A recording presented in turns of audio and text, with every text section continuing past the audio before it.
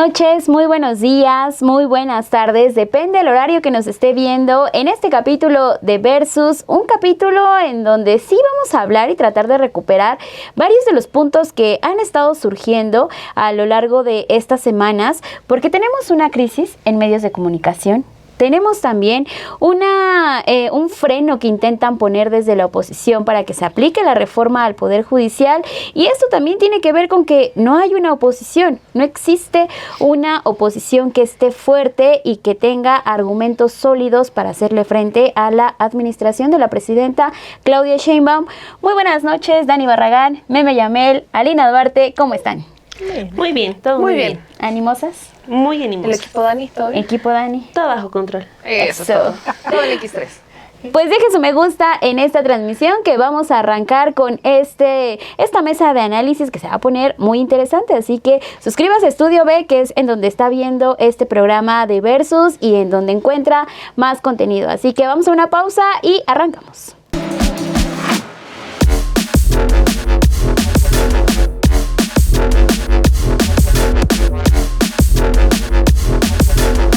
Pues vamos a arrancar con el Versus que tenemos listo para todos ustedes, porque lo que vimos en las últimas semanas no es que lo hayamos pasado de largo, no es que lo hayamos dejado allá en el olvido, que fue toda esta caída que tuvo Ricardo Salinas Pliego con sus medios de comunicación, la salida también de Emilio Azcárraga de Televisa, está dejando ver toda una crisis que existe en los medios de comunicación y que también tiene que ver con la oposición que siempre han sido, ¿no? Entonces vamos a arrancar con esta mesa, Dani, hablando sobre esta crisis que vemos en los medios de comunicación y también cuál es este análisis que tú le das. Pues miren, sobre Televisa y TV Azteca estamos viendo que quizás por primera vez las crisis las están llegando a sentir, ¿no? O sea, no es la primera vez que la gente se ha estado quejando de los contenidos de ambas televisoras. O sea, yo recuerdo el episodio, por ejemplo, de 2005, en el que, pues, como desesperado, uno estaba buscando información del desafuero de Andrés Manuel López Obrador, y lo único que podías ver en televisión abierta era información sobre el estado de salud del Papa Juan Pablo II, ¿no? O, por ejemplo, cuando se da el fraude del 2006, y empieza Televisa con toda una cobertura, bueno, Televisa y TV Azteca con toda una cobertura de las pérdidas económicas que estaba dejando el plantón de Reforma, y que ya tantos días y tantos millones de pesos perdidos por culpa de López Obrador, porque además tenían ellos en sus programas esta idea de que todo lo que se estaba originando después del fraude electoral era porque Andrés Manuel no sabía perder, ¿no? O sea, no era que hubiera fraude, no era que hubiera evidencia de la elección de Estado, era simplemente que Andrés Manuel era un ambicioso que no sabía perder, ¿no? Entonces, pero al final de cuentas, de ahí se empieza como a gestar la inconformidad de muchas personas en contra de las televisoras, pero pues podría la gente estar enojada. Al final de cuentas, Televisa y TV Azteca seguían en lo suyo, ¿no? Controlando toda la información, la que salía, la que no, las narrativas, o sea, controlando absolutamente todo. Empieza a crecer la inconformidad, o sea, todavía no es que en 2006 haya acabado el poder de estas televisoras, al menos en Televisa todavía hasta 2012 vimos la telenovela Enrique Peña Nieto y Angélica Rivera, o sea, todavía con un poder político súper importante, pero lo que estamos viendo ahorita es que por fin la crisis les está llegando. Y lo que me parece maravilloso, y de cierta manera, es que es por sus dueños, ¿no? O sea, sí, siguen generando contenido basura, sus conductores siguen siendo meros expertos en lectura de guiones, pero por fin, o sea, si alguien tiene una molestia con TV Azteca, la tiene porque Ricardo Salinas Pliego es un hombre vulgar que ofende a todos, porque se siente descubierto como un deudor de impuestos, ¿no? Lo de Televisa, o sea, que digo, ahí puede ser un asunto muy debatible, esa reconciliación que se da entre Andrés Manuel López Obrador y Emilio Azcárraga, tanto que López Obrador también termina promoviendo el Teletón, cuando antes era un momento para hacer la crítica a un negocio de Televisa. Pero pues ya lo que tenemos es que por fin esa empresa que se maneja como una monarquía, pues ya, o sea, tuvo que prescindir de su pequeño junior para hacer frente a un caso de corrupción, ¿no? Entonces, creo que ese es en el momento en el que estamos, en el que, pues sí, ya se le juntó la crisis de credibilidad, la crisis del modelo de negocios, porque de acuerdo con sus informes en la Bolsa Mexicana de Valores, llevan años diciendo que la llegada de los negocios de streaming ha sido lo que les ha dado en toda la torre, ¿no? Por decir en pocas palabras, porque pues tenemos ya muchas opciones para ver contenido, el que tú quieres, a la hora que quieres, y no simplemente depender del programa matutino, donde tienes a conductoras o conductores con 30 cirugías plásticas platicándote de grafología, ¿no? O esas ciencias que les encantan, ¿no? Entonces, al momento en que ya tenemos opciones, pues ya empecemos a prescindir de esos espacios.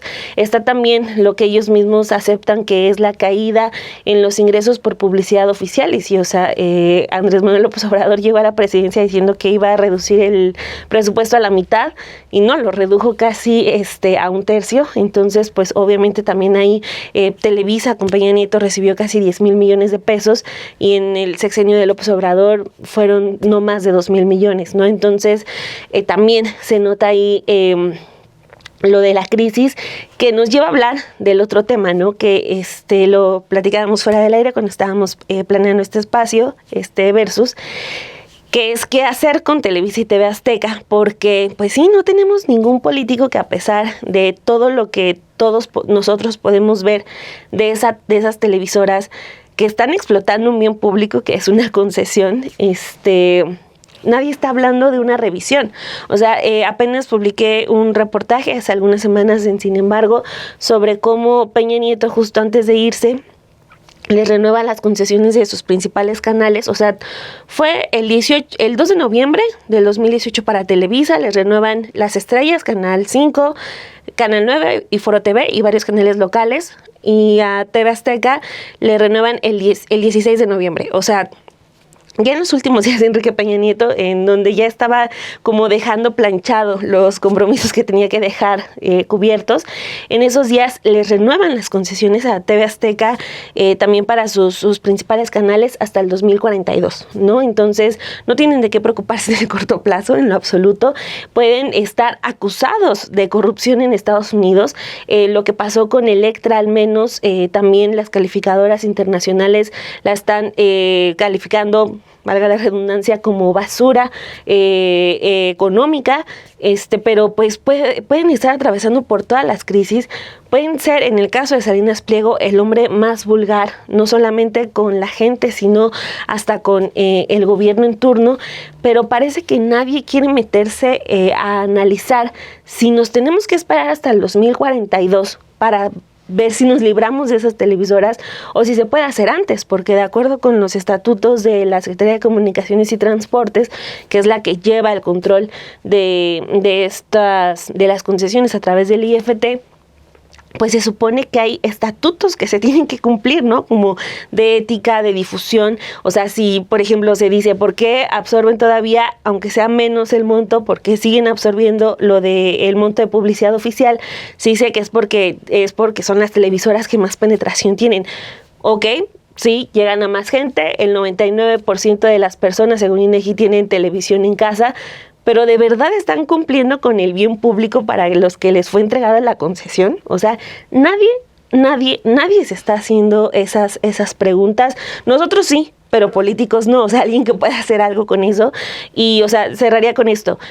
La única prueba que tenemos, un ejemplo para decir, para saber, por ejemplo, si TV Azteca está cumpliendo con los estatutos para hacer la explotación de un bien público, es que en los últimos años nos hizo dar una de las noticias más ridículas, que fue lo de que los libros de texto gratuito estaban infectando a los niños de comunismo. O sea, de verdad, si uno lo ve a la distancia, ¿qué momento más ridículo? Que desencadenó toda una serie de conferencias de prensa para explicar cada uno de los cambios en los libros de texto gratuitos, pero, o sea, de verdad, ¿teníamos necesidad de eso? O sea, de todos meternos a a esa dinámica, a esa narrativa de conductores de plástico donde decían, no, sí, y Cuba, y esto y aquello, o sea, digo, insisto, viéndola a la distancia fue realmente lamentable, y todo el país estuvo hablando de eso, pero eso es lo que es la televisora, y sí, me parece muy delicado que nadie está hablando de eso y que para 2042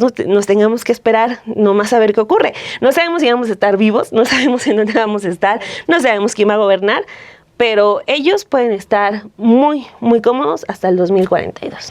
Porque también tiene que ver con toda su historia, ¿no? O sea, siempre han sido ese poder económico que ha estado de aliado del partido en turno. O sea, no es que en realidad se hayan quedado incluso, ¿no?, sin ingresos a lo largo de este sexenio. Vimos que sí también estuvieron recibiendo en el sexenio de Andrés Manuel López Obrador. Entonces, ¿cuál es esta historia también que cargan los medios de comunicación y su relación con el poder, Alina? Bueno, en realidad, en la parte reciente creo que está moldeada directamente por el modelo económico que se quería llevar a cabo aquí en el país, ¿no? En las últimas décadas, así como vimos que se desmantelaron los recursos públicos, las instituciones a comodín del 1% de este país, que se privatizó absolutamente todo, bueno, los medios de comunicación no fue la excepción, ¿no? En la década de los 80s, 90s se empieza a desmantelar también el espectro radioeléctrico y entregarse como logro de desarrollo, que eso es la concesión de TV Azteca, un logro, ¿no?, pareciera de Carlos Salinas de Gortari, de decir, bueno, ya no todo es Televisa, ¿no?, que Televisa viene desde la década de los 50s, ya después en el apogeo, ¿no?, de Televisa con el hijo de Azcárraga, pues ya es en la década de los 70s, 80s, y es bien curioso cómo se ha utilizado estos medios de comunicación para sostener ese modelo económico. Es decir, primero para negar las represiones, para negar lo que, pues, la guerra sucia, negar la persecución de activistas, lo hemos visto sistemáticamente, ¿no? Yo creo que esa mañana del 68 donde sale a decir, ¿quién era? Saludowski, es un día soleado, ¿no? Creo que representa muy bien lo que eran esos medios de comunicación. Y después viene ya TV Azteca, que no necesariamente representa, ahora es un duopolio, pero no representa una diferencia ideológica realmente de lo que es Televisa. Pero es también, y retomo este texto, en el sitio La Polilla, donde dice Rodrigo Salas Uribe, de un episodio que creo que se ha negado durante muchos años, o en el análisis incluso que tenemos que hacer de Televisa y TV Azteca, de lo que fue el chiquihuitazo, ¿no? Que pues un comando armado de repente, ¿no?, sin ser de la policía ni nada, toma las instalaciones del CNI, y por aquí lo recuerdo, dice... Televisión Azteca, bueno, nace en 1993 y hace en 1998, buscando expandir su programación, formó una alianza estratégica con CNI Canal 40, perteneciente a Javier Moreno Valle, hijo del exgobernador de Puebla, Rafael Moreno Valle, para transmitir el contenido de Azteca 40 en la estación XHTVU TVM, TDT, a partir de alegados incumplimientos de Salinas Pliego que justificaba la terminación del contrato. CNI decidió sacar la programación de Azteca 40 del aire a partir de julio del 2000. Tras una serie de disputas legales y mercantiles que concluyeron con la victoria de Moreno Valle frente a la Cámara Internacional de Comercio, Salinas Pliego, al frente de Grupo Salinas, decidió llevar a cabo lo que se conocería como el chiquihuitazo. El 27 de diciembre del 2002, un comando armado bajo las órdenes de TV Azteca secuestró la planta y las antenas transmisoras de CNI Canal 40 ubicadas en el Cerro del Chiquihuite, en la Ciudad de México. Hombres encapuchados que llegaron en camionetas alrededor de las 2 de la madrugada amagaron de manera violenta a los técnicos e ingenieros, ofreciéndoles grandes sumas de dinero a cambio de su colaboración y amenazándolos con actuar en contra de sus familias. Tras sacar del aire a Canal 40 e imponer la señal de Azteca 13, en su lugar se grabaron escenas de una aparente toma pacífica del complejo televisivo para ser difundidos en los noticieros a primera hora. Alrededor de las 5 de la mañana el golpe se había consumado y los trabajadores se retiraban a sus casas. Esta, que es una escena que retrata muy bien quién es el mafioso de Salinas Pliego, se ha desvanecido como para entender de dónde surge este gran medio, ¿no?, de comunicación que está dispuesto a llegar a eso, comandos armados, tomando instalaciones, amenazando. Y yo recuerdo que por ahí Ciro Gómez Leiva era muy joven y es uno de los que le declara la guerra a Salinas Pliego, justo, ¿no? Muy indignado de por qué no se está hablando de esto, y después Ciro sería otro de estos personajes, ¿no? Muy alineados a esta lógica. Pero, ¿cómo es posible que vengan estos medios de comunicación que se han favorecido a través de las licitaciones a diestra y siniestra de los gobiernos, especialmente de Salinas, de Zedillo, ¿no?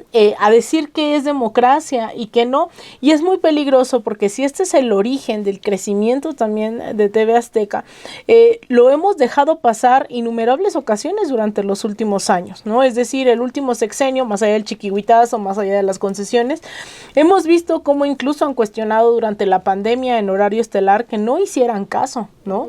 O sea, eso fue gravísimo. Sí actuó la Secretaría de Gobernación, pero bueno, al final no se les quitó la concesión ni mucho menos. Los hemos visto pues prácticamente llamar a golpes de Estado, armarse una rebelión, ¿no? En los términos que ellos consideren adecuados.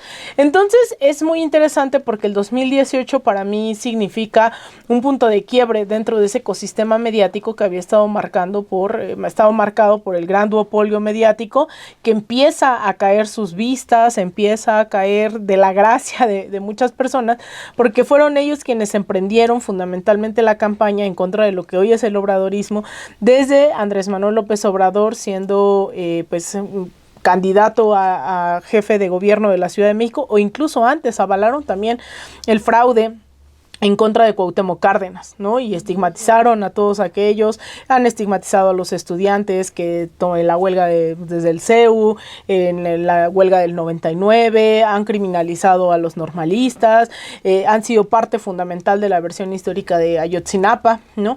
Entonces, bueno, hay una coincidencia ahí durante todos estos años, y en 2018 lo que hace, creo que lo que pone presión en contra de estos grupos, de estas oligarquías mediáticas, pues es una población que ya no está dispuesta a creerles, que ya no va a ver ni tanto las noticias como las telenovelas que también hacían, o el Chavo del Ocho, que ahora va a volver para... ¿Por qué va a volver el Chavo?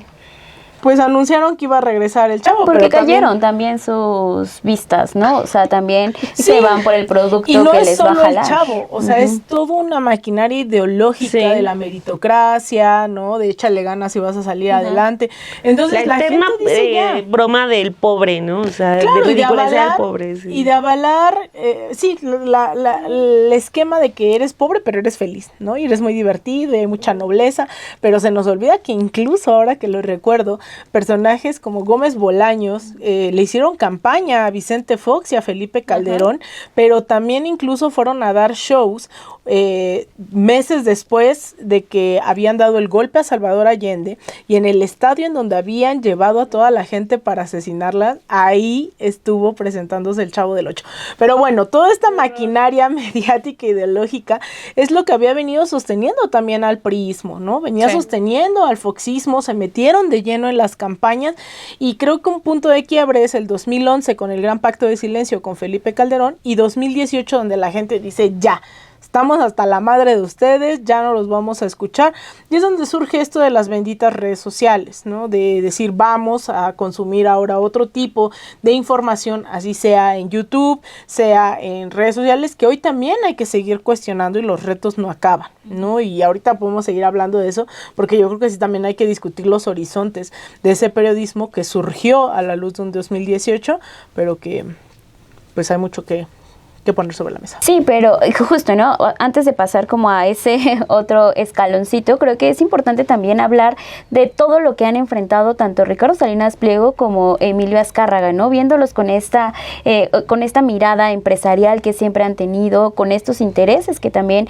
ellos mismos han tratado de dejar, ¿no? Allí en los contenidos que muestran, hablando específicamente de Televisa y de TV Azteca, porque ya recordaban ustedes episodios importantes de cómo la televisión ha jugado con el pensamiento de los mexicanos, ¿no? Cómo ha tratado de imponer narrativas. Impusieron a un presidente, también hay que recordarlo, o sea, cuando lo vemos de lejos nos damos cuenta de todas esas cosas, no nada más es un solo episodio, ¿no? O sea, los montajes también de García Luna, como siempre fue esta vinculación que han tenido con la política, pese a que han mencionado que no son parte, ¿no? Entonces, ¿cuál es esta relación también con la política y los beneficios que ellos han obtenido a lo largo de los años, Meme? Se parte en dos, ¿no? Una es la relación económica, que creo que es la más fuerte, y la otra es la relación que no es ideológica, digamos, sí están relacionadas, pero una tiene que ver con poder y la otra tiene que ver con dinero. Entonces, en el ámbito del poder, obviamente conviene tener a un gobernante en la bolsa, porque no es por, es que creo en lo que puede promover, sino por, sé que puede hacer modificaciones, sé que me puede condonar impuestos, sé que puedo tener ciertos privilegios fiscales, etcétera, etcétera, ¿no? Entonces, esa es la parte del poder, por qué conviene o por qué siempre han tenido este interés las televisoras o los dueños de estas televisoras de estar muy cercanos al poder en turno.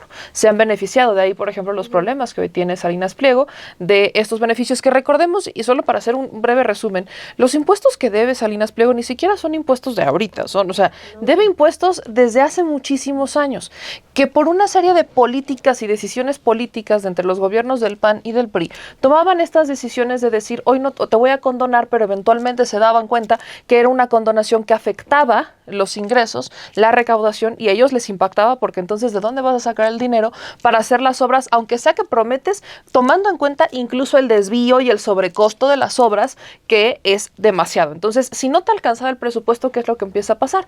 Empiezas a tener decisiones que toman desde la Secretaría de Hacienda, desde los presidentes, entonces Fox, Calderón y Peña, que es de, ya no te voy a condonar, y entonces tienes que pagar lo que en su momento te condoné, y ahí es donde, de manera quizás muy ambigua y genérica, donde Salinas Pliego se argumenta y dices que no me pueden cobrar porque yo ya, fue beneficiario de una política, luego se la revirtieron, aunque esa política claramente decía que tenía que pagar los impuestos pendientes, pero ahora, ¿qué es lo que pasó? No por el simple hecho de haber cambiado de decisión en la administración de Peña quiere decir que fueron ejecutadas las órdenes, hasta que llega la administración de Andrés Manuel López Obrador, en su momento encabezado por Raquel Buenrostro, que es la que le da la batalla a Salinas Pliego desde el SAT, fue de, pues aquí dice que tienes que pagar y pagas. Pero es que no, aquí dice que tienes que pagar. O sea, pero es que pagas. ¿cómo le haces para llegar a una deuda de 67 mil millones de pesos? Y sin contar el tema que tenemos con los acreedores de Estados Unidos, ¿no? Que ese es otro boleto por el que ahora también el gobierno mexicano tiene que dar la cara por decir, sí es un empresario mexicano, pero pues nosotros no somos responsables de sus deudas. Pero esa es la parte quizás de por qué siempre conviene o siempre han tenido esa cercanía con los políticos al grado de hasta ponerlos. ¿Por qué? No quieren tener más, quieren tener privilegios fiscales, ¿no? Que además eso, si nos vamos a la historia, si nos regresamos mucho atrás al tema de las concesiones, los tiempos oficiales de radio y televisión no son porque, se nos ocurrió por generación espontánea, no, es porque en esta disputa de que no pagaban los impuestos que les tocaban, el gobierno eventualmente dice, bueno, una parte me la voy a cobrar en especie, llamémosle, y me vas a dar tiempos oficiales de tus espacios que son concesionados. Aquí lo que entra es, podemos vivir con eso, pero ¿en qué momento pasamos a darles además presupuesto? Porque ahí es en donde entra yo puedo entender que, digamos, llegamos a un acuerdo, Estado, concesionarias, de decir, a ver, no me vas a pagar esta parte en impuestos y me lo vas a dar en especie a través de tiempos oficiales de radio y televisión para que yo pueda difundir proyectos, obras, programas, etcétera. Y eso estaba muy bien, todo maravilloso, pero en algún momento entramos en además tengo que darte presupuesto. Y ese presupuesto es la parte económica, porque ese es el presupuesto por el cual se mantienen. Hay que entender que noticias, el área de noticias no es un área que genere dinero como tal, cuando lo comparas con espectáculos. Espectáculos genera una lana inimaginable. La gran cantidad de los recursos que reciben las televisoras de manera independiente, que no son recursos públicos, es de los programas de espectáculos, son de sus programas unitarios, son de sus novelas, son de todo lo que, de eso es de lo que viven. Entonces, para poder compensar y tener espacios de noticias, ¿qué necesitaban? Tener presupuesto. Y cuando hay presupuesto, hay una censura indirecta, porque entonces, si me están dando presupuesto, ¿yo con qué cara voy y critico al que me está dando presupuesto? Sobre todo porque se establece esta dinámica bastante mafiosa, que es evidentemente no a través de un contrato, pero que yo te doy presupuesto y tú vas a hablar bien de mí. Si empiezas a hablar mal de mí, entonces te voy a recortar el presupuesto. Y venían todos estos actos que eventualmente derivaban en sí una censura muy frontal. Este paréntesis con el tema de Calderón, cuando viene este silencio de medios, cuando hacen su gran alianza de medios de comunicación, que los vemos juntos en un magno evento, que se convirtió en una complicidad con una administración criminal como fue la de Felipe Calderón, para callarse lo que sí estaba pasando. Que si eso no hubiera ocurrido, y hay que también ser muy conscientes, yo sí responsabilizo a tanto a la administración de Calderón como a los medios que se prestaron a eso, de la percepción de violencia y de inseguridad que tiene México. Porque si ellos hubieran hecho su trabajo, hoy tendríamos una percepción más real sobre la inseguridad en el país. La percepción, los índices de percepción, casi en su mayoría tienen que ver con lo que nosotros vemos a través de los medios. Es hasta que tenemos un contrapeso con las redes sociales que nuestra percepción empieza a agarrar un sentido distinto.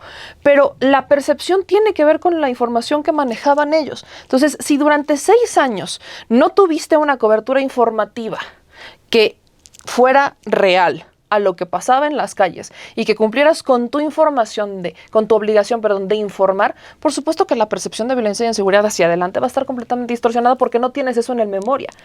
A menos que fueras periodista o a menos que tú lo vivieras o a menos que fueras víctima incluso. Entonces, eso también hay que hacerlos muy responsables. Pero si nos vamos a la cantidad de problemas que tienen, no solamente tienen que ver con asuntos políticos, lo de Azcárraga, tiene que ver con sobornos para hacerse de los derechos de la FIFA. Y no es el único, es una investigación por el Departamento de Justicia de los Estados Unidos que va por distintos concesionarios, que va por distintos dueños que se hicieron de estos títulos de estos permisos para poder hacer suya las transmisiones de la FIFA. Y eso es dinero, porque cuando ellos son los que hacen el uso exclusivo de esos derechos, ¿sabes en cuánto pueden comercializar el comercial de los 2 minutos de espacio entre millones? Entonces, si eso lo hacen a través de sobornos, por supuesto que Azcárraga ahorita está, ¿qué pasa? Entonces, esto se suma. Porque si nos vamos a la cantidad de problemas que tienen, hay que sumarles, por supuesto, la desconexión que tienen con las audiencias, la producción de contenidos basura y además creo que el problema más profundo que tienen, sobre todo estas 2 televisoras, tiene que ver con su personal. En el caso, por ejemplo, de Televisa, tuvo personal de base durante muchos años. Es hasta el 2000 cuando empezaron a hacer estos cambios y empezaron a hacer contrataciones por asimilados a salarios. O sea, ni eran ni staff, ni eran freelance. Casi los obligaban a hacer empresas para que ellos pudieran subcontratarlos, que viene mucho con lo que eventualmente con Calderón se formaliza a través del outsourcing. Entonces, los empiezan a subcontratar para hacer lo que originalmente tenía que hacer o debe de hacer la televisora. ¿Con qué finalidad? Con no pagar los impuestos, con no pagar los seguros correspondientes a su personal. ¿Y eso qué significaba? Eventualmente significó un impacto al IMSS, eventualmente significó también un impacto a la seguridad social de todas y todos los trabajadores, que eventualmente forma parte del olvido de las instituciones, hablemos específicamente de salud y vivienda. ¿Qué es lo que pasa en ese momento? Que mientras eso ocurría, Televisa cambiaba 3 veces de razón social para poder contratar a esta gente. Entonces, durante todo ese periodo, Televisa, durante 3 veces, o sea, en 3 ocasiones, cambia su razón social. ¿Con qué finalidad? Pagar, no tener una obligación con sus trabajadores. Y ni siquiera hablemos de Azteca, porque el caso de Azteca es aún peor. La televisora Azteca es la que se considera la que peor trata a su personal. O sea, su personal ni siquiera tiene manera de estar asegurado, ni siquiera lo sueñan, ni se lo imaginen. Es más, hasta ellos les llegan a hacer descuentos por situaciones que considere Ricardo Salinas Pliego, que es un esquema que de hecho se replica en Banco Azteca y en Electra, que es aún más grave. Entonces, cuando estamos viendo lo que pasa con los problemas que tienen estas televisoras, son problemas que van profundos y que están ligados a esta mafia de querer mantener un poder a través para yo poder mantener mis privilegios, para yo poder mantener mis lujos, etcétera, etcétera, necesito a alguien en el poder para que esa persona me condone, para que esa persona me dé millones y para que yo pueda seguir viviendo tranquilo generando contenido basura y sin siquiera tener atención o cuidar, así al menos lo mínimo, a su personal, que representa un impacto en las instituciones de salud públicas, Porque vaya, si dijéramos hasta le das seguros privados, pero eso ni siquiera, solamente entre ellos. Pero, Sí. a ver, perdón, Perlis, es que a mí me hizo un poquito de ruido esta parte en la que tú hablas de que, o sea, si fueron censurados, ¿no? Porque a mí me cuesta mucho trabajo estar de acuerdo con eso, o sea, porque más bien creo que es como decía Lina, o sea, no es censura, ellos están de acuerdo con el sistema y van a estar dispuestos a sostener ese sistema que les beneficia a ellos, ¿no? O sea, el hecho de, por ejemplo, pues sí, en el asunto de los impuestos, un estira y afloja, pues sí, pero el beneficio es mayor, ¿no? O sea, formo parte de la toma de decisiones, me contemplan para la toma de decisiones, me garantizan que mis concesiones estén ahí. No creo que haya censura, ¿no? Porque también hay mucho eso de que, ponerlos como víctimas, pues no. Es que justo lo que iban, o sea, obviamente no es ellos víctima de censura. Hablo al esquema de lo que representa el financiamiento, que es una censura indirecta, o sea, el esquema de censura indirecta, que por supuesto es beneficioso para ellos. Es por eso que siempre necesitan estar cercanos, o es la necesidad de tener esta cercanía del presupuesto. No porque, es que pobrecito de mí, sino, la autocensura, ¿no? Que sería otra cosa. Es una censura indirecta porque es una censura indirecta, pero es una censura aceptada por ellos mismos. De decir, yo me voy a callar porque necesito y quiero ese dinero. Más que necesitarlo es porque quiero, por una ambición del dinero. Entonces entran, por supuesto, y al de juego. estar de acuerdo con el sistema. O sea, por ejemplo, el hecho de que Salinas Pliego haya encontrado en los grupos de ultraderecha una caja de resonancia en los últimos meses, o sea, te habla de que, o sea, esos son sus espacios y eso es lo que quiere sostener, ¿no? Además, sobre todo cuando escuchas, por ejemplo, las defensas que hace Gloria Álvarez, ¿se llama? Sí. Gloria Álvarez. Tu comadre. Tu comadre. Tu befi. Las defensas que hace Gloria Álvarez, que trabaja en, creo que es la Universidad Libertaria de Salinas Pliego, sobre el por qué Salinas Pliego no debería de pagar impuestos. Yo las escucho y digo, bueno, en la torre. La lógica simplista es la siguiente. El empresario ya de por sí contribuye a la sociedad generando empleos. Y si tiene fundaciones, aún más porque está asumiendo responsabilidades que ya le tocan al gobierno y que el gobierno no hace, ya hace el empresario. ¿Por qué tendría encima que pagar impuestos? Vaya, mi respuesta creo que es muy lógica. Y si esa es la lógica, entonces tampoco el trabajador debería de pagar impuestos. Porque Salinas Pliego, solito, no conduce, produce, cobra. Él no hace todo. Tiene trabajadores que lo hacen. Y sin esos trabajadores, Salinas Pliego no podría generar el dinero que genera. Entonces, si a esa nos vamos, el trabajador tampoco debería de pagar impuestos porque es a través de su trabajo con el que el señor puede generar ese recurso y encima decir semejantes tonterías. Entonces, sí, entran en un... Es un sistema del que todos son cómplices. ¿Quiénes sí fueron las verdaderas víctimas? Los periodistas que no tenían presupuesto. Los periodistas que están en el lugar de los hechos, los periodistas que no son los que salen en los que no son los que salen, exacto, no son los conductores, no son los estelares, son de hecho los que les hacen la chamba a ellos, ¿no? Los que se van al lugar, los que sacan la nota, los que el de la mesa de información dice, y toda la gente trabajadora, ¿no? De todos ellos, a ellos sí son las consecuencias, a los que no les pagan los seguros, al que no protegen, ellos sí sufren las consecuencias, porque incluso ni siquiera les dejan hacer preguntas que genuinamente como periodistas quisieran hacer. ¿Por qué? Tienen que seguir la línea editorial. Como la reportera de Televisa que nunca hizo una pregunta en la mañanera de López Obrador, pero siempre fue. Perdóname, ya te interrumpí mucho, no, perdón. No te preocupes. O sea, sí, y defendía mucho su lugar, defendía mucho su lugar en primera fila. Hasta que llegó la tiene que ver con las narrativas que estábamos acostumbrados, ¿no? A escuchar en ese momento, porque, o sea, yo recuerdo toda la infancia creciendo con noticieros de Televisa, ¿no? O sea, no había otra forma de informarte más que, claro, si tenías cable, pues podías acceder a otro tipo de contenidos, pero siempre era la televisión pública, ¿no? O sea, tanto Televisa como TV Azteca quienes estaban acaparando. Y cuando tenías oportunidad de ver algún discurso intelectual, de quién venía, ¿no? De qué personajes venía dictado. Entonces también recordemos esa narrativa que se impuso desde hace muchos años en Televisa y exacto, ¿no? Clio de Krause. Ajá, Televisa y TV Azteca, cómo trataron ellos de imponer una narrativa y de decir, nosotros somos las personas que tienen la verdad de las cosas, nosotros aquí te vamos a decir cómo pensar, cómo actuar, qué decir, qué no decir. Hasta te van a decir qué sí debes saber de la historia y qué no, porque me acuerdo de esas cápsulas. La historia la cuentan a su antojo, ¿no? ¿no? Y como Pero por ellos eso quieren. digo que todo el tiempo va ligado, ¿no?, a este sistema. Por mucho que finjan neutralidad, No que existe, finjan ¿no? objetividad, pues no existe. Pero además se la pasaron avalando, por ejemplo, esto que dices de la historia, que sí, que no, pues uno de los impulsores justo de estas reformas educativas, pues también fue Vicente Fox, con las reformas integrales a la educación superior, a la educación media, donde se quitó de todos los programas educativos cívica y ética, historia, ¿no?, donde pues relativamente nos veían como la mano, o sea, que son intereses superiores, no solo de los capitales nacionales, sino hasta de Estados Unidos, donde nosotros la prioridad no era seguir hablando náhuatl o las lenguas maternas, sino hablar inglés para todos estos capitales transnacionales donde éramos la mano de obra.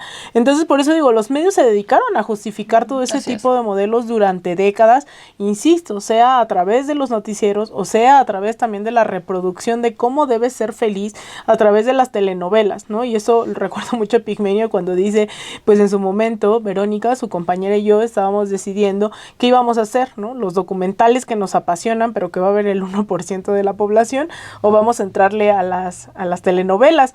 Y bueno, no sé si ustedes las han visto, las Aparicio y Camilo de la Tejana, sí. ¿no? En donde justo yo recuerdo mucho unos diálogos en donde decía, acaba de pasar lo de Ayotzinapa, y entonces los Aparicio de repente así en un diálogo random, ¿no?, empiezan a decir como, ¿viste las noticias? Y empiezan a hablar de Ayotzinapa, ¿no? Entonces, como este tipo de disputas tampoco existían de manera permanente en los medios, en el cine, en a quién se le daba también los recursos para aparecer en la televisión, pero también lo quiero llevar hacia no solo el tema ideológico, sino que incluso Televisa, este caso del año 2012, en donde detuvieron varias camionetas que transitaban por Nicaragua con miles de dólares y con cocaína, y que se demostró que las camionetas sí eran de Televisa, con trabajadores de Televisa, ¿no? O sea, es que es muy fuerte, porque eso no hizo el ruido que deberíamos de estar diciendo, como ahora, como lo del chiquihuitazo en el caso de TV Azteca, que es ¿cómo puedes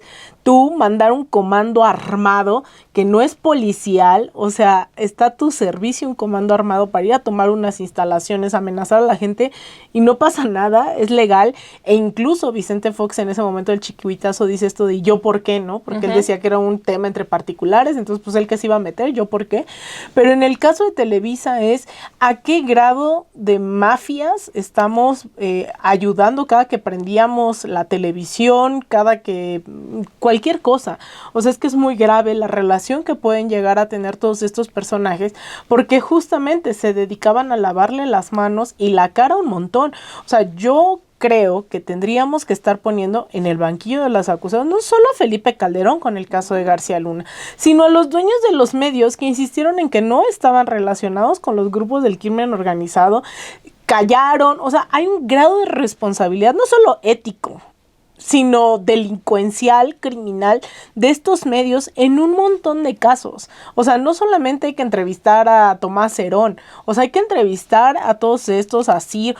¿Qué información tenían que no nos querían dar? O sea, de verdad estaban solo ahí por voluntad y decían, sí, lo que tú me digas, ¿no? O sea, yo creo que tuvo que haber un grado de involucramiento de que sí, que no, de dar pistas. O sea, los medios son responsables también de un montón de los crímenes que por acción u omisión nos hicieron creer a millones de mexicanos que solo era una sola verdad, ¿no? O sea, el caso de Ayotzinapa es el más grave, pero me parece que hay que empezar también a darles la responsabilidad histórica que esto tiene. Y creo que los medios de comunicación, o sea, saben perfecto a lo que se enfrentaron, porque cuando sale todo el movimiento de Yo Soy 132 y se empieza a exigir una democratización de los medios de comunicación, era esto, ¿no? Era tener también varias opciones más allá del discurso que estaba dando Televisa o que estaba dando TV Azteca, porque por un lado la gente también ya había abierto los ojos sobre estos casos, o sea, no nada más eran hilos aparte, ¿no? Sino al contrario, la gente ya estaba tomando conciencia que la narrativa tenía que encontrarla en otros espacios, y creo que ahí también lo que pasa en el 2018 es un parteaguas para los medios de comunicación, ¿no? O sea, en el momento en el cual la gente ya decide que la manera en que se va a informar es a través de las conferencias de prensa del presidente López Obrador. Ahí también es cuando viene un boom de la gente que empieza a transmitir por YouTube, de la gente que empieza a tomar sus propios medios y comienza a informar. Es son narrativas que, claro, nos hace pensar mucho en el oficio del periodista y todo el trabajo que tenemos detrás, pero también la posibilidad de tener más opciones. Y creo que esas opciones se difundieron en diferentes lugares, tanto así que Televisa y TV Azteca han estado cambiando a estos personajes, ¿no? A todos estos intelectuales que tuvo por muchísimos años, porque esa narrativa ya quedó en el pasado. Entonces, voltean a ver qué está pasando de este lado, a quién puedo tener, a quién puedo obtener, y me traigo a estas personas que tienen un discurso que sí puede ayudarme para mantener estos intereses. Al final de cuentas, lo que busca Televisa o lo que busca TV Azteca, y lo han dicho muy bien ustedes, tiene que ver con el dinero. Es un poder económico, es un poder que continúa estando allí y que busca eso, ¿no? Enriquecerse, cada vez tiene más y quiere más, y así lo va a seguir trabajando. Entonces, desde ese punto de vista, Dani, ¿qué está pasando con todo este boom también de los medios y cuál es la responsabilidad que hay dentro de los medios, como que puede haber en YouTube, los espacios en YouTube y todo el contenido que se genera en estas plataformas y la responsabilidad que hay sobre ellos? Me estaba acordando de una amiga, una de mis mejores amigas que empieza a trabajar en N+, que es como el brazo millennial, ¿no? De Televisa, así de, ven, si hacemos cosas padres e investigación jóvenes, y todo, chidas, ¿no? De palos chavos. Nos da mucha risa porque le digo, ay, no, yo lo que envidio mucho de Televisa es la cantidad de cámaras, camionetas con internet, antenas, micrófonos, para irte a hacer el reportaje de tus sueños a donde quieras, ¿no? O sea, ya quisiéramos aquí, sin embargo, digo, no estamos mal, pero así, ¿no? O sea, imagínate, yo me imagino el cuarto de cámaras de Televisa y micrófonos y digo, ¿qué haríamos nosotros con eso, no? Digo, haríamos maravilla, estoy segura, pero me dice, no, ¿y sabes qué es lo peor? Dice que para esto de N+, lo que nos están pidiendo es que nos grabemos en selfie con el celular. O sea, porque eso es lo que está pegando. Lo que la gente quiere, ver lo que algo la natural. Gente quiere. Así ya no quieren ese formato de así esta noche en Hechos, ¿no? O sea, ya quieren esto que están haciendo ustedes con su celular, ¿no? Y así de, bueno, pues denos unas cámaras. Pero bueno, o sea, esos cambios a los que también pues esas empresas han tenido que enfrentar. Pero pues yendo a lo que planteabas, no sé, no soy tan optimista porque creo que hay como un falso consuelo de mucha gente que siente que la solución es simplemente apagar la tele, ¿no? O sea, que, por ejemplo, apenas con este reportaje que publiqué lo que decía hace unas semanas, yo ya no veo la tele desde hace 10 años y yo ya no dependo de ellos, yo ya no me informo con ellos y sí, o sea, creo que es un gran logro de muchos de nosotros que no veamos televisión, es una gran resistencia no ver Televisa y TV Azteca, qué bueno que no lo hacemos, qué bueno que no lo consumimos, pero creo que es falso consuelo porque, o sea, nosotros ya no lo vemos, pero millones sí, ¿no? Millones siguen prendiendo la tele y haciendo su quehacer mientras escuchan los programas matutinos, los noticieros vespertinos, los noticieros de la noche, o sea, y el hecho de que tú digas, ya no lo veo y sientes que simplemente con ya no ver el problema, ya no es problema, creo que es un gran error, ¿no? O sea, el hecho de que sí nos estemos informando más por YouTube, pues no quita que por cada uno que se informa en YouTube, 5 lo sigan haciendo por televisión, ¿no? Y además, sobre todo cuando pues las televisoras hábilmente no se están quedando solamente con estar en la televisión, sino que están en todas las redes sociales, están en YouTube. Y uno se mete, por ejemplo, a revisar sus números y traen muy buenos números. O sea, Radio Fórmula está terrible, ¿no? Y digo, también es otra cosa, a mí me sorprende mucho los números que les dan, por ejemplo, las apariciones de Epigmenio. O de Saldívar. O de Saldívar, o sea, están altísimas, de 500,000 mínimo, ¿no? Entonces, sí creo que es como un poquito aplicar esta de si no lo veo no es problema, ¿no? Y creo que nos quita esa responsabilidad de decir, no, sí es problema, ¿no? O sea, porque ahí está el negocio y ahí está la fuerza y ahí hay un brazo político que esas empresas sí siguen utilizando, aunque nosotros no lo veamos, ¿no? O sea, creo que, mal haría yo en no agradecer y no sentirme también muy afortunada de estar en un espacio como en el que sí, puedo decirlo, siempre estamos a contracorriente, todas nosotras, pero estamos bien y contamos con el apoyo de la gente, que podemos decir, no necesitamos hacer contenido basura para que la gente nos vea, porque la gente nos está viendo afortunadamente, y ojalá así siga pasando. Pero, o sea, eso no quita que tengamos ese otro problema guardado ahí en la alacena, ¿no? O sea, el hecho de que la renovación de la concesión sea hasta 2042 no implica que nos acordemos hasta el 2042. O sea, cuando en 2018 se les renuevan las concesiones en las fechas que ya les decía, el Instituto Federal de Comunicaciones lo hace a puerta cerrada porque es un asunto de privados. No hay rastro de cuáles fueron, más allá de lo del dato del INEGI de que todo el mundo tiene televisión y que por eso tienen que seguir teniendo las concesiones. O sea, no hay mayor información de por qué se les siguen renovando esos derechos, ¿no? Entonces, sí, vamos a nosotros a seguir avanzando en esto, que además nos gusta, también es una responsabilidad, pero lo otro, o sea, tiene que estar más presente. Yo sé que, por ejemplo, el hecho de decir, les vamos a revisar las concesiones, en 3 segundos va a desatar el comentario de así empezó Venezuela, ¿no? Así, sí. O sea, así expropiando los canales. Así empiezan con esa discusión. Ajá, y luego pues, les das, me imagino a Claudia Sheinbaum diciéndolo y ya diciendo, ay, sí, así también lo hizo Hugo Chávez, ¿no? O sea, cosas así. Entonces, Viva Chávez. Por cierto. Por cierto. Comercial. Comercial. Pues sí. Bueno, el punto.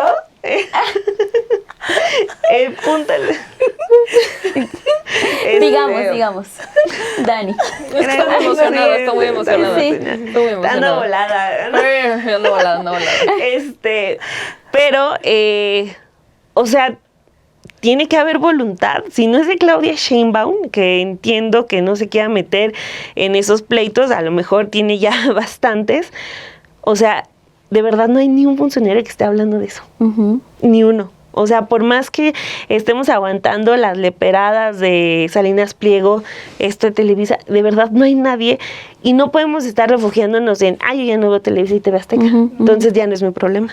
Pero entonces también vienen estas críticas, Salina, para que sumes, si se puede, ahí en tu comentario que vas a dar.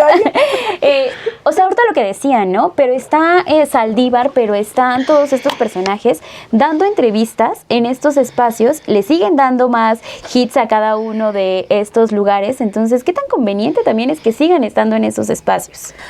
Sí, bueno, yo creo que ahí debe ser valoración, ¿no? Porque yo he tenido incluso esta conversación con Epigmenio, ¿no? Y de repente le digo, es muy grosero ya, o sea, yo he visto unos videos con Ciro, ya, o sea, es algo muy grosero entre ambos, totalmente. ¿no? Pero también yo creo que es gente que si no es con Ciro no nos va a escuchar a nosotras, ¿no? O sea, entonces pues sí, los tienes ahí y de repente se abre una posibilidad de debatir. Porque eso es lo que hace Epigmenio, no es que llegues con tu playera de Epigmenio y digas, vive Epigmenio, o sea, puedes disentir, lo he hecho cuando lo he entrevistado, tenemos puntos de vista muy diferentes en varios temas, pero aún así yo creo que lo que hace él ahí, o sea, no me lo permiten hacer a mí, claro, no vas a ir a gritar Viva Chávez ahí. Sí, no me invitan. Van a poner Ay, sí, no me invitan. Y tú, Viva Chávez, o sea, te llevas la chamarra y hasta le cambian los colores. Sí, puede ser, que me ponen una de blanca de y azul, ándale. Sí, o sea, yo creo que esos debates, qué bueno que los esté dando y que tenga la paciencia Epigmenio, Dios mío, es que yo no tendría tampoco la paciencia que tiene Epigmenio para decir, a ver, ¿no? Las cosas están así. Pero bueno, eso por un lado, y la otra es, entonces en ese antídoto, o sea, yo sí creo que hay que ir un paso adelante, porque yo coincido plenamente en que si hoy se toman esas decisiones, o sea, incluso decisiones como, no sé, pienso en las expropiaciones que sí hubo para el tramo de aquí al aeropuerto, o que se va a usar las vías ferroviarias para el paso de los trenes nacionales, es decir, si eso hubiese ocurrido al principio del sexenio, yo no sé si hubiese pasado el debate en una semana. O sea, lo intentaron y en los medios dijeron, las expropiaciones, o sea, digamos, eso lo hemos visto. Aun cuando no hay retiro de concesiones ni suspensión de las mismas, ya han dicho que somos Venezuela un montón de veces en los últimos 6 años, ¿no? Sea con la educación comunista, sea con lo que sea, pues, ¿no? O sea, con ganas no se han quedado de decirnos. Pero yo sí creo que también mucho pasa por informar a la gente de qué es realmente la expropiación. O sea, la expropiación no es una venganza ni un dejo de autoritarismo, es una herramienta como cualquier otra herramienta jurídica, el amparo, lo que sea, donde el Estado recupera lo que es del Estado en nombre del bien público. O sea, no es otra cosa. Es decir, si estás mal utilizando ese espectro radioeléctrico para campaña, que además lo están haciendo. Sí, ¿no? hay evidencia, ¿no? O sea, no tenemos que esperarnos, es que ya lo están haciendo para campañas misóginas. Vemos el maltrato que ha tenido Salinas Pliego con un montón de mujeres, con Citlali Hernández, ¿no? O sea, con cosas horribles de verdad, con discursos homofóbicos, ¿no? Con llamados casi que a la rebelión y al poco, no es que yo tenga, ¿no? Así de nada en contra de la rebelión, el punto es que es un magnate llamando a defender sus intereses y privilegios en nombre de la democracia. Entonces, todas estas campañas que son a todas luces ilegales. O sea, es que para eso no es el espectro radioeléctrico, es para informar, porque está establecido en el artículo 6 de nuestra Constitución que tenemos el derecho a ser informados y a la información. Y eso es algo que no se está respetando. O sea, ya no se está respetando. No es que no se va a respetar y en un plano hipotético se tendría que hacer algo. Es que ya está ocurriendo todos los días desde hace décadas. Y ahí es en donde el que la gente esté informada, y que lo hemos abordado aquí desde el tema, por ejemplo, del Poder Judicial, que vemos que el Poder Judicial dice, pues es que si no acata esta orden, la presidenta se va a ir a la cárcel, ¿no? Ahí es donde yo tendría que estar diciendo, nos vemos el día de mañana a las 3 de la tarde en la Suprema Corte de Justicia, pero en este caso también. O sea, también en cualquier momento tendríamos que estar, que se ha llegado a hacer, pero han sido mínimas y no hay una gran correlación de fuerzas, protestar afuera también de Televisa, TV Azteca y exigiéndole al Instituto Federal de Telecomunicaciones y a la Presidencia de la República que tome cartas en el asunto. O sea, ¿qué estamos esperando a que hagan? Si ya llamaron a no acatar la pandemia, si están llamando a que la presidenta está en desacato, o sea... También por eso empezaba este programa con ese tema, ¿no? O sea, cómo están en el Poder Judicial también utilizando a estos medios de comunicación para tratar de seguir imponiendo esa narrativa, porque al final el que se ve afectado es este poder económico, son estas personas. Ricardo Salinas Pliego se ve totalmente afectado al momento de que los ministros sean elegidos por voto popular y que ya no haya una mayoría que pueda respaldar cada uno de los recursos legales. Entonces, también, ¿cuál es este juego que hay con los medios de comunicación para que se sigan imponiendo estas narrativas, pero que vienen jugando también con el Poder Judicial y que se ha visto en América Latina, y aquí ya lo hemos hablado, ¿no? Y también Sin embargo y en otros espacios se ha tocado cómo está este llamado lawfare, que es lo que se intenta imponer ahorita en México. Bueno, es que son muchas cosas. Sí, maldito y seas. Resúmelo porque tenemos poco tiempo. Bueno, sí, en realidad, en resumen, lo que hemos visto es que sí. Esto que está ocurriendo en México ha ocurrido durante los últimos 25 años en América Latina. O sea, y ha ocurrido. La única gran diferencia en México es que hay una correlación de fuerzas de las izquierdas, tanto electoral como ideológicamente, que no permiten que ese poder judicial y los medios de comunicación logren permear dentro de la opinión pública. Que, ojo, ya se hizo esto desde el año 2004 con el desafuero de Andrés Manuel López Obrador, y esta campaña de Andrés Manuel es un peligro para México. Hoy, si tú le preguntas a gente de derecha, estoy plenamente segura que sigue hablando de ese que fue o era o es, ¿no? Su existencia misma un peligro para México, porque fue una campaña muy fuerte de esos medios de comunicación desde el 2004. Yo en su momento, hasta el año pasado, yo todavía decía que esa era la peor campaña de descrédito que habíamos visto en el país, hasta que de repente llegó lo de narcopresidente, narcocandidata, vimos el nivel de inversión de millones de dólares en campañas como esas, pero obviamente sin el poder mediático retomando todo eso y alimentando estas narrativas, sea con esto que aquí jugamos de la vieja confiable de es que Andrés Manuel le daba abrazos a los delincuentes y ponen la foto de la mamá del Chapo con Andrés Manuel. Todo eso hubo una correlación directa, pero no ha tenido éxito porque ha habido, a mí me parece, algún par de elementos que no tuvieron en América Latina. Uno, que por ejemplo en el caso de Venezuela sí existió con el aló presidente de Hugo Chávez, aquí fue la mañanera, Rafael Correa tuvo la sabatina, la comunicación, digamos, formó parte también de estos procesos en donde hubo una relación más directa con los pueblos. La otra es el relevo generacional y los cuadros, porque es normal que se den procesos de burocratización dentro de los gobiernos mismos o que los grandes liderazgos que estaban en las calles, universidades, pasen a ser parte del gobierno y se desfonde directamente a los movimientos populares. En el caso de México yo creo que se estuvo intentando, ¿no? Yo creo que hay muchísimas juventudes participando hoy de la política, a mí me parece impresionante, eso no es tan fácil verlo en otros procesos que hubieron en América Latina y que incluso los jóvenes se volvieron profundamente contrarrevolucionarios, sea los juventudes en Cuba o en Venezuela o en Argentina, que son las que le dieron el triunfo a Milei, etcétera, etcétera. Y ahora también pues un proceso de formación política, ¿no? Que pues a mí me consta, porque yo estuve ahí, pues durante los últimos 2 años y medio que llevo en el instituto, pues de manera constante en las plazas públicas haciendo esto que hacemos aquí, pero en las calles, ¿no? Entonces, eso estaba marcando, creo yo, también una lógica distinta a la que había en América Latina, porque en América Latina los medios imponían agenda, imponían narrativas, aun cuando fueran falsas, y entonces venía el Poder Judicial a condenar lo que ya se había condenado en los medios. Es decir, se decía que Cristina Fernández de Kirchner era corrupta y entonces venía el juicio en contra de ella. Se decía que Rafael Correa era corrupto, que no estuvo a la altura, y entonces los medios vienen e imponen, ¿no?, sentencias post juicios mediáticos. Entonces en México yo creo que estamos viviendo una excepción, no solamente en América Latina, en el mundo, y eso es algo que no se valora. De verdad, yo cuando tengo el privilegio de salir de este país, no saben cómo se siente la diferencia directamente con unos medios que tienen el control absoluto de toda la narrativa, y entonces salen y dicen Pablo Iglesias robó y Cristina Fernández es corrupta, y no pasa, no hay forma de defenderte de ese poder mediático. Pero a su vez el Poder Judicial llega y dice, sí, pues ¿quieres una condena? Porque me sobran 20, entonces voy a enjuiciar a todo el mundo. Y por eso, lamentablemente, y digo, yo soy muy feliz de conocerles y aprender mucho de ellos y ellas, pero tenemos a medio liderazgo de América Latina que gobernó en los últimos 20 años exiliados aquí en México. Y eso es algo que creo que no se dimensiona. Entonces, yo sí creo que en ese sentido hay que profundizar la democratización de un poder judicial, porque eso no se hizo tampoco en el continente, y por eso digo que es un mal ejemplo la reforma al poder judicial, porque hoy se está hablando en todo el continente de esta reforma, porque fue ese poder judicial el que persiguió, encarceló, inhabilitó a toda la izquierda del continente. Entonces, por un lado eso, la otra es democratizar esos medios de comunicación.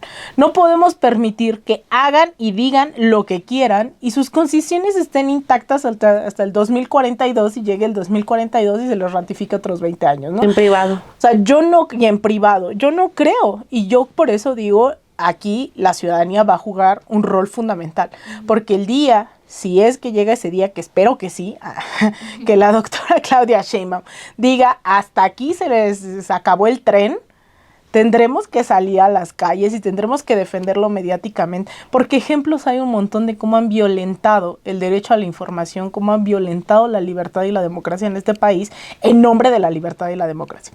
Así que nos vemos el próximo... No, porque sí puede ser tal cual una reforma, ¿no? También a todo eso. Y se han hecho esas reformas. Fíjate que de consulta popular, o sea, de quieres que sigan con las concesiones televisivas. Que se vaya la... También, o sea, si en realidad tuvimos en nuestras manos el enjuiciamiento a presidentes, independientemente de toda la organización que hubo, creo que la consulta popular no es una buena opción, al menos después de lo que ya nos deja de aprendizaje también las consultas que se han realizado, ¿no? O sea, salió bien el tema del plan C, salió bien también esta reforma al Poder Judicial. Creo que desde ese punto, desde esos poderes, se puede impulsar. La gente al final de cuentas también quiere ese tipo de acciones, ¿no? Que se vea ya reflejado, que estemos ahí. Pero también del otro lado está un espectro que no hemos tocado y que son los medios públicos. ¿Qué está pasando también con esos medios públicos, no? O sea, en realidad están activados, no están activados, la ciudadanía sabe que puede exigir los contenidos porque allí está su dinero, ¿no? Y en este momento nos enlazamos con Luisa Cantú. Y Renata Torres, ¿cómo están? Buenas tardes. ¿Cómo les va, Luisa? Y es una gran tarea, ¿no? O sea, creo que se va avanzando hacia ese punto también. Entonces, Para cerrar, sería también hablar sobre estos medios públicos, que ya estamos sobre tiempo, Meme, pero hay una gran labor también por difundir lo que se está haciendo ahí. Los medios públicos necesitan una transformación extremadamente profunda más allá de la creación de contenidos, porque incluso dentro de los propios esquemas de contratación de los medios públicos tienen sus propios retos y desafíos. Es a través también de los medios públicos donde contenidos donde la historia la desviaban o contaban una versión de la historia protagonizada o sobre todo escrita por los Krause, se difundía, ¿no? Los medios públicos también fueron cómplices en su momento. ¿Por qué? Porque eran parte de un gobierno que era cómplice y funcionaba con el sistema de los medios de comunicación. Los medios públicos hoy tienen un reto gigantesco porque no solamente es informar, sino que realmente sean públicos, incluir la opinión de la gente en sus espacios y que la gente sienta que ese medio es de ellos, no que es un medio más dentro de una serie de medios de comunicación, sino que tiene que realmente representar un equilibrio, un contrapeso, dar información e incluir a las audiencias en sus propios contenidos para decir, bueno, es que sí son los medios de las y de los ciudadanos, de las mayorías en México. Pero solo para dimensionar el enorme desafío al que nos encontramos, en medios de comunicación básicamente existe un duopolio. O sea, lo que haga Imagen, lo que haga Milenio, navega en nada contra el duopolio encabezado por Televisa y Azteca. Y el duopolio sobre todo es controlado, ya podríamos casi decirle monopolio a Televisa, porque Televisa a través de sus distintas empresas controla cerca del 60%, más del 60% del mercado de televisión. Y no estoy contando radio, porque en radio también tienen sus alianzas a través de los mismos familiares de Azcárraga. Entonces, estamos hablando de Televisa tiene un control de la narrativa muy fuerte. Por eso es que creo que retomo un poco lo que decía Lina. Necesitamos hacer conciencia que la ciudadanía tiene un control, porque hoy a través, y justo con el tema de las redes sociales, las televisoras se han obligado a abrir espacios que antes no abrían. Digo, el tener a Epigmenio ahí no es porque, tengo ganas de generar un equilibrio. Evidentemente no. El tener a un Saldívar ahí no es porque, no. Fue porque hay una audiencia que los está dejando de ver porque sus opiniones son completamente parciales, porque no son neutrales, porque te venden una historia y la gente está cansada de decir, yo no me estoy generando una opinión propia porque estoy escuchando lo que tú dices y tú ya estás sesgado. Entonces, se han visto obligados a abrir espacios muy diminutos comparados con lo que en realidad deberían, pero lo están haciendo ¿por qué? Porque hay un respaldo popular a un gobierno que es muy grande y que ese respaldo además es audiencia. Entonces, ellos han perdido esa audiencia. ¿Y esa audiencia en dónde está? En las redes sociales. Hay más de 60 millones de usuarios en YouTube, que solo en México. Solo estoy hablando de 60 millones de usuarios de YouTube México, que entre más va avanzando y más creaciones de contenido se van dando, va creciendo la audiencia en YouTube. Muchos de los contenidos de las televisiones ya no son vistos en las televisiones, son vistos en YouTube. Y la gente les cambia cuando quiere y pone otro programa cuando quiere. Entonces, ellos se tuvieron que dar cuenta que la audiencia cambió de parecer y ellos la perdieron, no tienen una cercanía, y es ahí donde necesitamos hacer conciencia de ustedes, gente, audiencia, son los que los van a obligar. ¿Qué pasó con este escenario de La Casa de los Famosos, que es producido por Televisa y Endemol? Tuvieron que sacar a uno de los participantes, que era de las redes sociales, porque hubo una cantidad de comentarios y de críticas desde las audiencias y los tuvieron que sacar. Y eso ha pasado con otros contenidos. Entonces no podemos minimizar, porque ni siquiera ellos minimizan el poder que tiene la audiencia. Entonces ahí es en donde está el empoderamiento y el mensaje de decir a la audiencia, nosotros, las audiencias, somos los que tenemos el control, somos los que tenemos el poder cuando vemos o dejamos de ver un contenido, porque así es como ellos van cambiando, aunque tarde y muy menor, pero van cambiando sus contenidos. Y solo por no olvidar lo que iba a decir ahorita, Chávez. No, ¿verdad? No, pero lo que iba a decir es justo la complicidad que tienen los medios de comunicación con el crimen organizado es muy grande. Claro. Solo no olvidar la apología que sí han hecho con las narcoseries, que ellos, desde ProMéxico, con Peña Nieto se financiaban narcoseries, se financió una narcoserie. Entonces, me parece muy relevante seguir mencionando que ellos sí han tenido esa responsabilidad de promover una cultura como si el ser un narcotraficante fuera algo padrísimo y que fueras el que vas a traer aquí a un montón de mujeres y un montón de hombres, y cuando no es así, no es una vida muy distinta, pero le han hecho lo han levantado a tal grado que hasta desde el gobierno se financiaban esas series. Y por no dejar el detalle, solo recordar este comentario que hizo Pascal Beltrán del Río cuando fue este convenio de medios de comunicación de Calderón.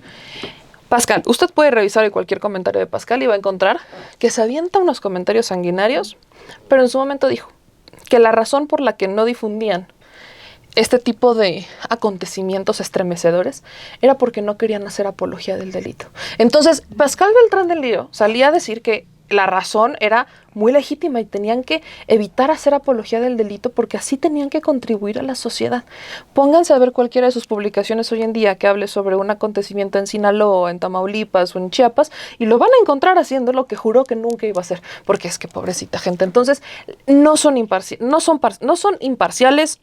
no existe la neutralidad, lo que existe es una agenda y esa agenda ha sido cómplice hasta de criminales, no solamente de cuello blanco, sino también de los narcos. Pudiéramos seguir hablando de medios de comunicación, pero se nos acabó el tiempo, muchachas. Creo que nos da para seguir hablando en el futuro sobre este tema. Los medios de comunicación es algo que también va cambiando y que, como decía al final Meme, ¿no? O sea, la audiencia es al final quien tiene esa posibilidad y también de seguir diciendo no hay mejor recomendación que de boca en boca. Sí. O sea, así Y que, obligación. sobre todo. Ay, creo que hemos hablado mucho de obligaciones últimamente. Pues, de toda la gente. toca.